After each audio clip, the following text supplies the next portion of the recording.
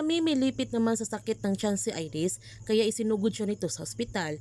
Dito na nga niya malalaman na buntis siya. Sobrang nagulat si Iris sa kanyang nalaman at syempre masaya din siya nito dahil natupad na niya kanyang matagal na pinapangarap na magkaroon ng anak. Habang si Sandro, dinala niya si Tyrone sa puntod ng kanyang magina para humingi ito ng tawad. Sinabihan ni Tyrone si Sandro na hindi talaga siyang pumatay sa kanila kundi si Vito.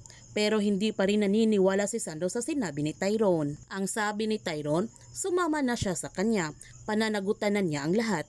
Ibigay na niya sa batas yung sentensya. Ang galit na sabi ni Sandro, ang taong tulad niya hindi sapat ang makulong. Kaya sinipan niya si Tyrone at binugbog niya ito ng gusto. At mukhang papatayin na nga ni Sandro si Tyrone para makaganti na siya. Kinakabahan ng gusto si Jasmine dahil pakiramdam niya na may masamang gagawin talaga si Sandro kay Tyrone. Kaya tinawagan niya si Pascual para tanungin kung nandyan na ba sina Sandro at Tyrone. Ang sagot ni Pascual, hindi pa. At sinusubukan nga ito tawagan si Sandro pero wala namang sagot. Kaya napagtanto ni Jasmine na tama kanyang kutob. May masama talagang binabalak si Sandro kay Tyrone at sinabihan niya si Mang Berting na kailangan na nilang magmadali bago mahuli ang lahat. Mapapatay kaya ni Sandro si Tyrone? Yan ang ating aabangan sa Lavender Fields.